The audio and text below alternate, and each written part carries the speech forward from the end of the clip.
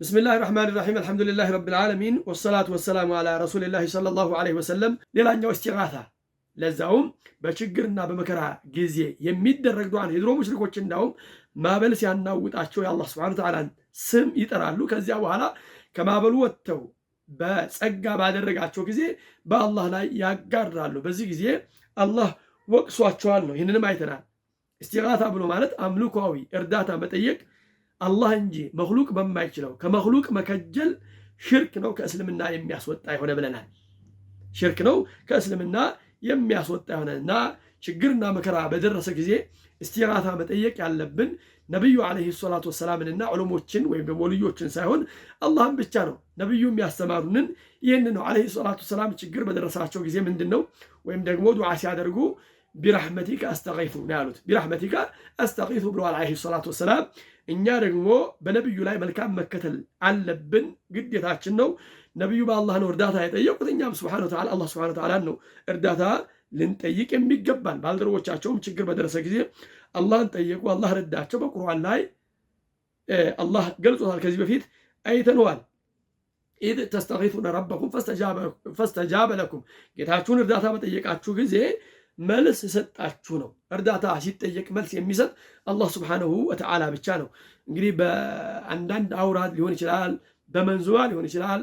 ነብዩ አለይሂ ሰላቱ ወሰላምን ኹዝ ቢየዲ ወይም ደግሞ ያ ሪጃለላህ አገትና ቢላህ የተለያዩ ነገሮች ይባላሉ። እነኚህ ነገሮች እንግዲህ ሽርክ ናቸው። አላህ ሱብሓነሁ ወተዓላ የማይወዳቸውና አላህ የከለከላቸው የሆኑ እርዳታ የሚጠየቀው አላህ ሱብሓነሁ ወተዓላ ብቻ ነው።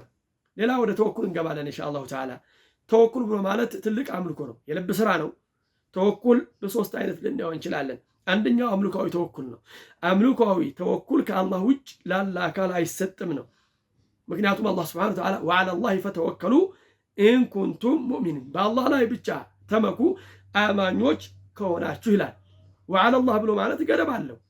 በአላህ ላይ ብቻ ተመኩ ነው። መመካት በአላህ Subhanahu Wa Ta'ala ብቻ ነው። አንዳንድ በመንዙማ አንዳንድ ንግግሮችን ከወጣቶች ልንሰማ እንችላለን። ሌሎች ሰዎችም ይላሉ አላህ በቂ ነው ማለት ሲገባው ከአላህ ውጭ ያለን አካል ይበቃኛል ብሎ ይላል። ይሄ ሽርክ ነው። ያቀመረል መካ ልቤ በርሱ ተመካ ምናምን የሚል መንዙማ አለ። ይሄ እንግዲህ በነብዩ አለይሂ ሰላም መመካት ነው። በነብዩ መመካት አይቻልም ነው። በነብዩ አለይሂ ሰላም መመካት ሽርክ ነው ተብሎ ከተባለ በሌሎቹ እንደማይቻል ይበልጥ የተገባ መሆኑን እናውቃለን ነው። አላህ በቁርአን ያለው ይህንን ነው። ተመኩ በአላህ Subhanahu Wa Ta'ala አማኞች ከሆናችሁ። የአማኞችን ሲፋ ሲገልጽ አላህ Subhanahu Wa Ta'ala ኢነመል ሙእሚኑነ አለዚነ ኢዛ ዙኪረ አላሁ ወጀለት ቁሉቡሁም ወኢዛ ቱሊየት ዐለይሂም አያቱሁ ዛደቱም ኢማናን ወዐላ ረቢሂም የተወከሉን። አማኞች ብሎ ማለት አለ ኢዛ ዙኪረ አላህ በተወሳ ጊዜ ልቦቻቸው ትፈራለች። ወኢዛ ቱሊየት ዐለይሂም አያቱሁ የእሱ አንቀጾች በተነበቡ ጊዜ ደግሞ ልቦቻቸው ይፈራሉ። ወዐላ ረቢሂም የተወከሉን፣ በጌታቸው ብቻ የሚመኩ ናቸው። ስለዚህ መመካት የሚባለው ነገር ከአላህ ውጭ ሊሆን አይገባም። በአላህ ነው መመካት ያለብን ነው። መመካት ያለብን በአላህ Subhanahu Wa Ta'ala ነው። ሌላው እንደገና ከአላህ ውጭ ያለ አካል ስልጣን፣ ሹመት ያለው ተጨባጭ የሆነ መከላከል ወይም ደግሞ ጉዳት ማድረስ የሚችል ሊጠብቅ የሚችል አካል ይኖራል።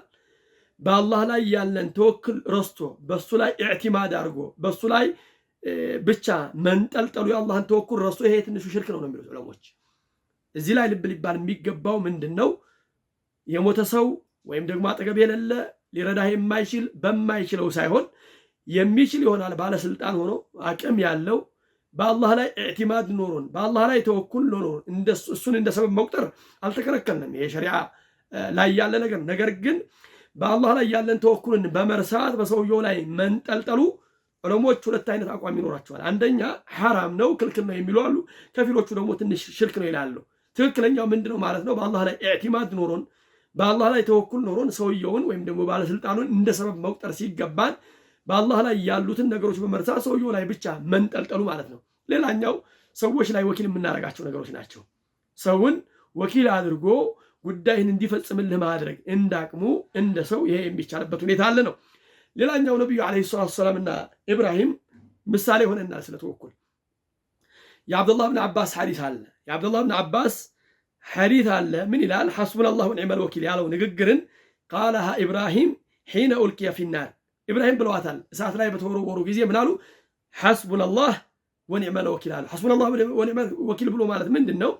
አላህ በቂያችን ነው ወይ ደግሞ አላህ በቂ ነው ብሎ ማለት ነው። ይሄ እንግዲህ በአላህ ላይ መመካት ነው። ጉዳይን ለአላህ ሱብሓነሁ ወተዓላ አሳልፎ መስጠት ነው። አላህ ሱብሓነሁ ወተዓላም ጠበቃቸው። ወቃለሃ ሙሐመዱን ሒነ ቃሉ ነቢዩ ዓለይሂ ሰላቱ ወሰላምን ብለዋታል ይህችን ቃል ሒነ ቃሉ ለሳቸው ባሏቸው ጊዜ ምን አሉ?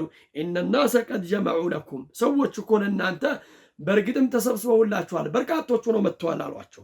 ፈኽሸውሁም ፍሯቸው አሏቸው። ፈዛደሁም ኢማና ጭራሽ ኢማን ጨመረላቸው። ምክንያቱም በአላህ ላይ ያላቸው የቂንና ተወኩል ሙሉ በመሆኑ የሰዎቹ መብዛት አላሳሰባቸውም።